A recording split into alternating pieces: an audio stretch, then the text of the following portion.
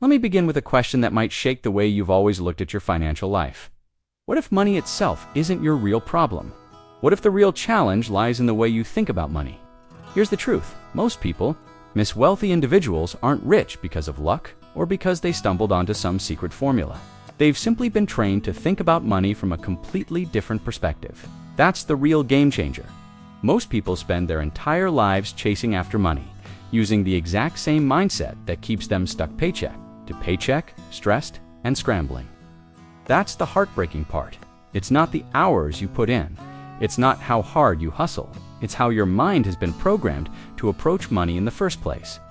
Money doesn't reward effort alone. It reflects something deeper: your habits, your personal philosophy, your self-discipline. It mirrors the value you bring into the world, not just how busy you are. While many chase money in a panic, reacting with emotion and urgency, the wealthy approach it with structure and strategy. And that tiny shift, it changes everything. Because money doesn't respond to desperation. It moves toward value, clarity, and well-built systems. Now here's what's truly intriguing. Both the poor and the wealthy live under the same sky, have the same 24 hours, and face the same economy. Yet, while some are barely surviving, others are building systems so effective they keep producing wealth long after they're gone. It's not magic, it's mindset. It's training your brain to stop seeing money as the end goal and start seeing it as a tool, something to be guided and directed, not something to be obeyed. So if your goal is to grow your bank account, don't. Just focus on your wallet. Focus on how you see the world, because the way you perceive money will dictate how you treat it, and how you treat it will determine whether it grows or quietly slips away. Stay with me here, because if you can learn to think like the wealthy before you actually become one, you've already taken the most important step. Let me walk you through it. Early in my career, I learned a lesson that changed everything for me. Most people keep asking, how much do I make? But the real question, the one that builds wealthies, what do I own that continues to make money, even when I stop working? That tiny mental shift is what separates those who are endlessly trading time for a paycheck, from those who build a future of freedom. Income covers the bills. But assets buy your freedom. Sadly, most people are taught only to chase income. Go to school, get a good job, work hard, wait for that raise. But the problem is obvious. Always swapping time for dollars. And your time, it's limited. But the number of assets you can own, that's unlimited. Assets are what the wealthy use to escape the trap. While others remain stuck on the treadmill, they're planting trees that bear fruit again and again. That could mean dividend-paying stocks, a small online store, a rental property, or even intellectual property like a book or a course. But instead of spending more to look successful, he made a different choice. He bought a used vending machine, just one. He placed it in a local barbershop, then another one in a small office. Within a year, those machines were quietly generating an extra $500 a month. Now, $500 a month may not change your life, but it did change his mindset, because that money came in even when he didn't show up. That tiny stream made him ask, how can I own more things that pay me? That's where wealth begins, with ownership now. I'm not telling you to quit your job tomorrow or throw every dollar into the stock market. I'm telling you to begin reprogramming your thinking, to think like the wealthy do. Take a small portion of your income, even just a sliver, and make it your asset fund. Know what's left after your bills, but pay your future first. Buy that one share of stock, write that one ebook, get that one lawnmower, and start a weekend business. Why? Because the moment your money starts working harder than you do, everything shifts. The truth is simple. Stop working only for income. Start working to build your asset column. So now that we've begun shifting our mindset from chasing income to building assets, let's take it one step further. Stop obsessing over how many hours you work.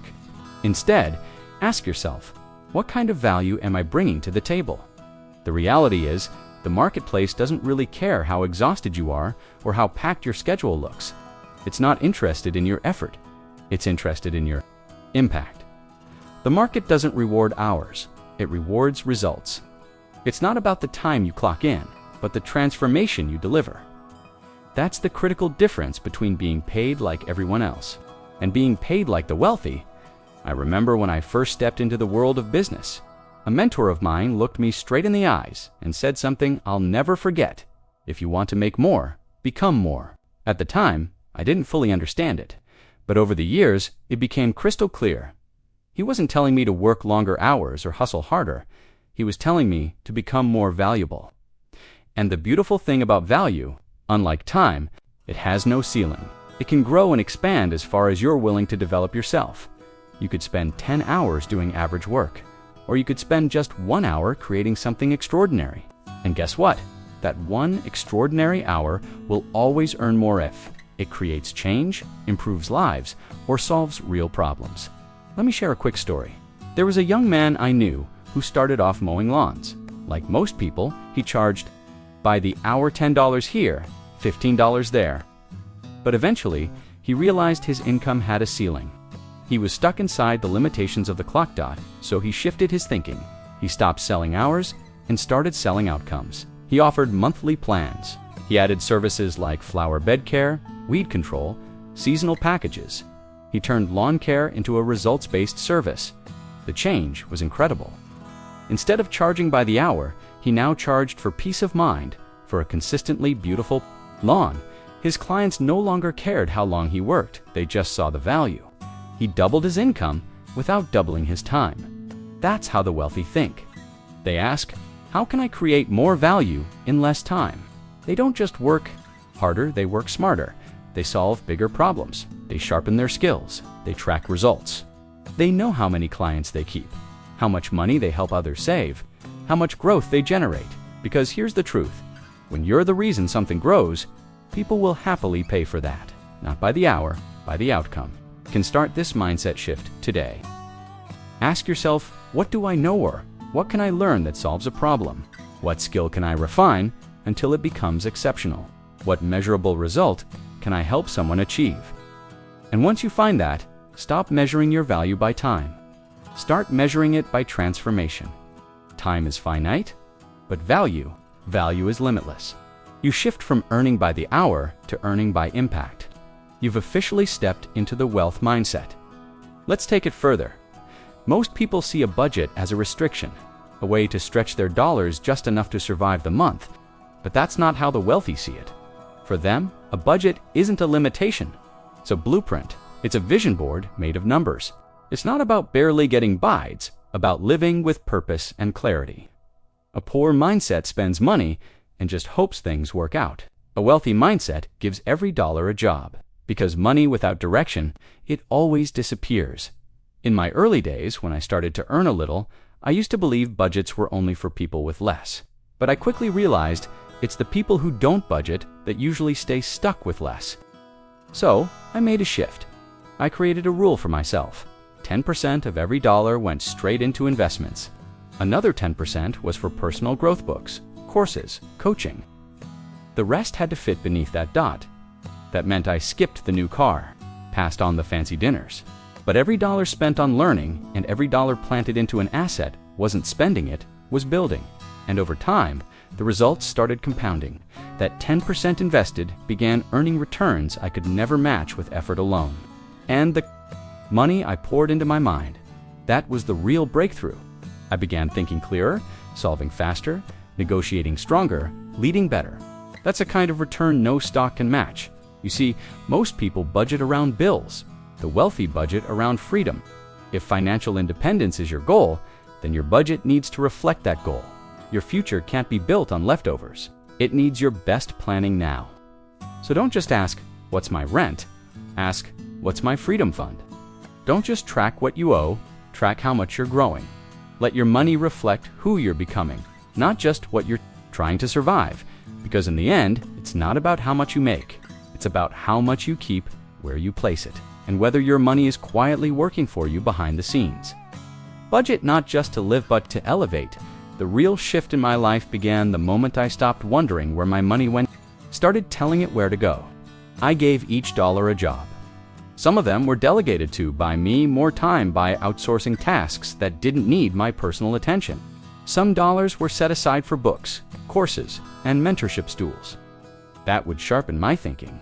A portion went to causes I truly believed in. and a few dollars. They just sat still, giving me peace of mind, knowing I had a safety net. Not every dollar was loud, flashy, or exciting, but every single one of them worked. Here's where most people go wrong. They use money to decorate their insecurities. They let it shape their image and define who they are. But your identity isn't in your bank account. It's in your wisdom, in your growth, in the clarity you bring to your decisions. You don't want your wealth to be the loudest thing about you. You want your discipline, your results, and your focus to speak volumes.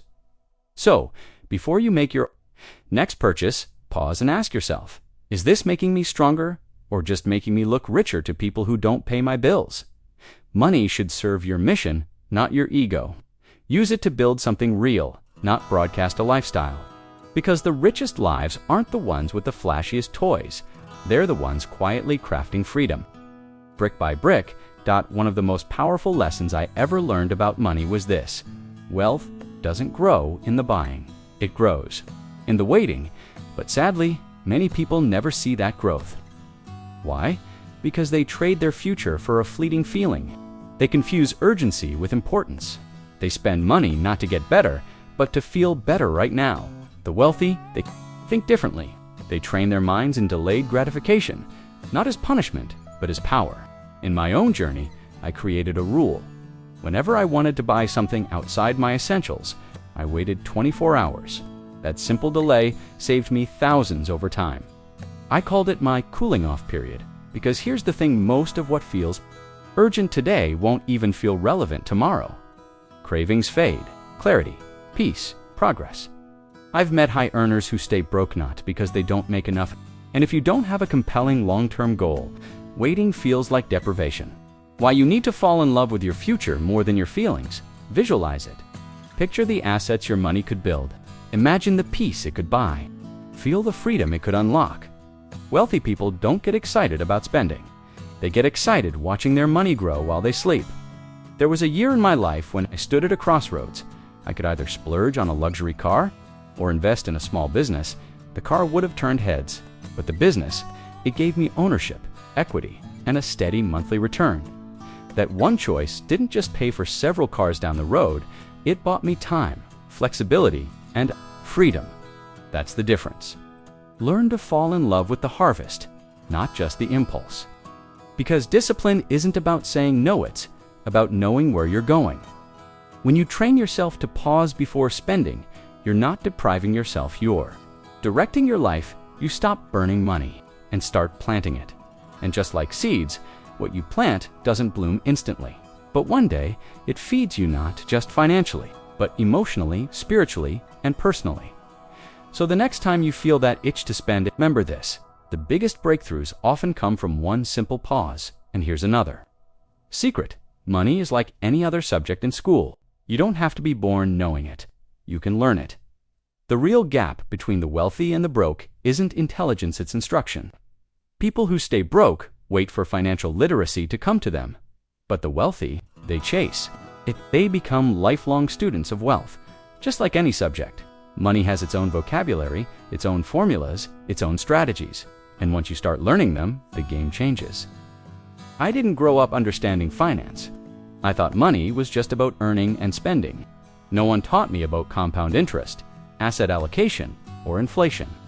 But when I began treating money like a subject to master, not a mystery to fear, everything began to shift. I picked up my first book on investing, then another. I watched videos from people who had real-world experience with money. I started a simple notebook of wealth. Journal, I filled it with every insight, every mistake, every lesson I learned. Over time, it became my personal playbook for financial freedom. And whenever someone tells me, I'm just not good with money, I ask, were you good at algebra the first time you saw it? Of course not. You studied, you practiced, and eventually it clicked. Money is the same. If you read just one financial book a month, wealth, a year you'll already know more than 95% of the population. So why not start today? Once you start treating money as a subject worth mastering, not just a mystery to fear, something remarkable happens. You begin seeing what others don't, opportunities start revealing themselves where others only see obstacles. You start to grasp the deeper mechanics of how money moves, the balance between risk and reward, the power of leverage, and the impact of legacy. Most importantly, you stop working for money and start making money work for you. But here's the key. Don't just learn randomly. Learn with purpose. Dive into how the stock market actually works. Understand basic business models, how they generate revenue, manage costs, and scale. Educate yourself on taxes and how quietly, over time, they can erode your wealth. Learn not just how to earn, but how to protect and grow what you earn. Take a peek into how the wealthy think, where they choose to park their money, and the traps they've learned to avoid. You don't have to become a financial expert overnight. You just need to know enough to make smart, informed choices and avoid the painful, foolish ones. Remember, the marketplace doesn't reward effort for effort's sake. It rewards understanding. The better you understand the rules of the game, the better you can play it and win. When you treat wealth building like a structured subject rather than just a vague hope, you shift from confusion to clarity, from passive dreaming to strategic action. So if you haven't already, now's the time to begin your wealth education.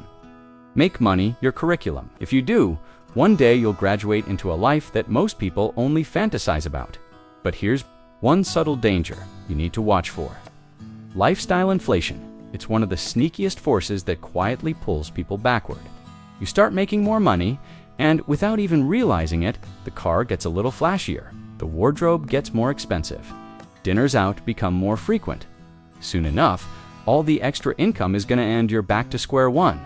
The only difference: shinier stuff and steeper bills. Wealthy people take a very different approach. They don't raise their lifestyle first, they raise their investments first. When I began earning more, I felt the same temptation. A new suit here, a better hotel there. But I learned fast if I kept upgrading my lifestyle every time my income increased, I'd stay in the same financial place forever. So I made myself a rule: simple but powerful. Anytime I wanted to upgrade my lifestyle, I had to match it with an equal upgrade to my investments. If I wanted a new car, fine, but only if I also put the same amount into something that produced money. That single rule changed everything. Most people raise their expenses as fast or faster than their income. That's why their stress stays the same, no matter how big the paycheck gets. Here's the truth. It's not just about what you earn. It's about how much you keep hand, more importantly, where you place it. The wealthy don't just earn, they trap money. They give every dollar a job. They don't send it out to entertain, they send it to work. That's how their wealth grows, even as others simply grow their liabilities. That doesn't mean you can't enjoy your success. You should, but reward yourself in ways that don't rob your future. A vacation feels 10 times better when your portfolio is growing. A beautiful home brings peace when your investments help pay the mortgage. It's not about deprivation, about direction. Here's a practical strategy. The next time you get a raise, a bonus, or any unexpected income, don't rush to spend it. Instead, take a breath and ask yourself, how can I invest this increase so it brings me even more increases in the future? Make it a personal policy. Every lifestyle lift must be matched with an investment lift. Over time, you won't just enjoy life, you'll own more of it now. Let's talk about one of the biggest enemies of financial progress: emotional decision-making. People don't usually go broke because of a lack of income. They go broke because they lack a system. They buy when they're excited, they splurge when they're stressed, and they justify their choices based on feelings rather than facts. But the wealthy do the opposite. They remove emotion from the equation. They build systems that work whether they feel good that day or not. When I was still learning, I made some emotional purchases that felt wise in the moment, but turned into expensive lessons. I'd walk into a store just to look and walk out with something I convinced myself I deserved. Sound familiar? Then I discovered something powerful. Feelings make you impulsive. Rules make you rich. So I began building my own guardrails. One of the best rules I ever created was this: never spend more than 5% of my income on non-essential wants without waiting 24 hours. That one habit saved me from countless regrets. It helped me stop giving away my future just to satisfy a fleeting mood. Wealthy people create systems so they don't have to rely on willpower. They set up auto debits for saving and investing before the money even hits their checking account. I call this pre-decided behavior. Instead of asking, Should I invest this month? The answer is already baked into the system. It's automatic, it's non-negotiable, it's rational, and because that decision was made with clarity. Emotion, they stick to it, even when their feelings try to argue. The truth is, the poor often buy with emotion, and then try to justify it with logic. The wealthy do the opposite. That principle becomes even more powerful when you learn to make clear decisions in calm moments, and stick to them, no matter what feelings show up later. That's what true financial discipline looks like. It doesn't mean you're numb or emotionless. It means you don't let those emotions take the steering wheel. It's the art of deciding with logic and honoring those decisions even when your heart is pulling you. In another direction, here's a simple but life-changing practice. Take a few minutes today to write down 3 financial rules for yourself. They don't have to be complicated. They could be limits on your monthly spending, guidelines for investing a portion of every paycheck, or a rule about waiting before making big purchases. Make them easy to follow. Make them automatic then. The next time you find yourself feeling emotionally bored, stressed, excited, or overwhelmed, don't make a financial decision. Follow your rules. Let your past clarity protect you from your current mood. Over time, these small personal policies become a protective fence around your future wealth. They help you stay stable when others spiral. They create consistency while others chase chaos. But here's another essential element of lasting wealth: your relationship with time. The biggest difference between those who build wealth and those who stay stuck. It's how they think about the long game. Too many people fall into the trap of instant gratification. They buy what feels good today, chase quick dopamine hits, and make money moves based on fleeting excitement. But true wealth, it's built by those who think far ahead, who ask themselves, where do I want to be 5, 10, even 20 years from now? And then they start making intentional choices today to build that future. Brick by brick. I remember early in my journey, I was working hard, just trying to keep my head above water. But I realized something was missing, a long-term vision. So I sat down and asked myself, what do I want my financial life to look like a decade from now? I wasn't dreaming about winning the lottery. I was setting specific, tangible goals.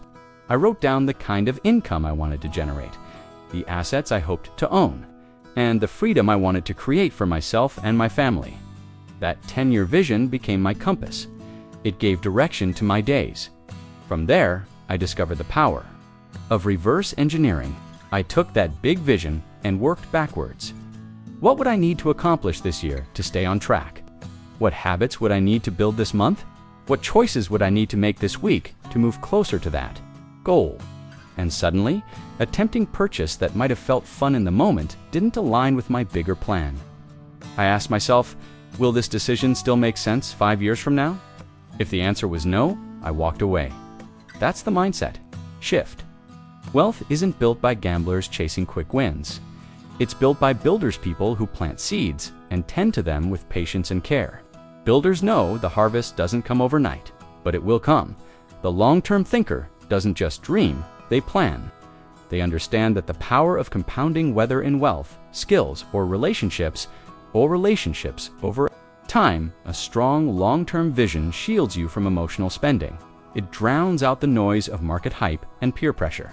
It keeps your focus on what matters most.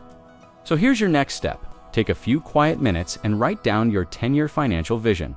Be honest, be ambitious. What does your life look like if everything goes right? Then ask, what must I do this year to move one step closer? Let every decision you make today be shaped by the person you want to become tomorrow, because the wealth you dream of, it's not created in a single day. It's crafted day by day through a series of smart, disciplined, forward-looking choices. Now, as you begin to think about this long journey of wealth, there's something important to be mindful of. It's easy to get distracted by lifestyle. The car, the house, the vacations, these things look like wealth, but they're not lasting wealth. True wealth, the kind that transforms generations, isn't about consumption. It's about creation. It's about building something that continues to grow even when you're not there to push it forward. Now, let's talk about how to nurture that legacy, how to make wealth meaningful even when you're not actively working. For me, that meant building systems that didn't require my daily presence. Maybe it was launching a business that could run independently. Maybe it was investing in income-generating assets or supporting causes that aligned deeply with my values. The common thread: I was always thinking beyond the moment. Legacy is not just about passing down wealth, it's about compounding everything that matters: your impact, your character, your habits, and your vision. It's about creating something that continues to grow even when you're no longer there. To tend it every day, picture this: planting a tree, not for the shade it gives you today, but for the shelter it might provide your children and grandchildren. Decades from now, that's what legacy-driven wealth is all about. Instead of focusing on projects that entertain or satisfy temporary urges, legacy thinkers dedicate time and resources to endeavors that gain value over the years' investments, ideas or movements that serve far beyond their own lifetime. Ask yourself, what can I start building today that will still be providing value to my family, my community, or my purpose long after I'm gone? This mindset doesn't mean giving up life's pleasures. You can still enjoy the fruits of your labor, but those pleasures should never define your financial strategy. Rather, they should be the byproduct of a system that is rooted in something much bigger, something built to last. The wealthiest people aren't the ones with the most expensive toys. They're the ones who design systems, build businesses, and acquire investments that grow even while they sleep. They understand that wealth isn't just about what you spend. It's about what you leave behind and who benefits from it. Make it your mission to build with intention. Use your time, energy, and money on things that compound, things that grow and multiply and ripple across generations. That's how wealth becomes more than a number. That's how it becomes eternal. As we approach the end of this conversation about how the wealthy think differently, how they prioritize legacy over luxury, remember this: wealth is never just about digits in a bank account. It's the product of your mindset, your habits, and your relentless commitment to a bigger vision. It's a reflection of how you think, how you plan, and how you act over time. Too many people get stuck in an endless loop chasing short-term satisfaction, living paycheck to paycheck, and wondering why their lives never change. But those who break free from that cycle, they understand that every single financial decision is a seed for a future they may not even fully see yet, but one they're committed to building. So I challenge you, stop treating money like a trophy. Start treating it like a tool, one that builds freedom, creates influence, and transforms lives. Take your financial education seriously. Study it like it's the most important subject in your life, because it just might be. Make your choices with clarity and purpose, not with emotion or impulse. Craft a vision that stretches beyond next week or next month, one that embraces long-term thinking, strategic patience, and delayed gratification. Your future self, they're counting on you, and they'll look back with gratitude for the decisions you made today. You don't need to take massive leaps right away.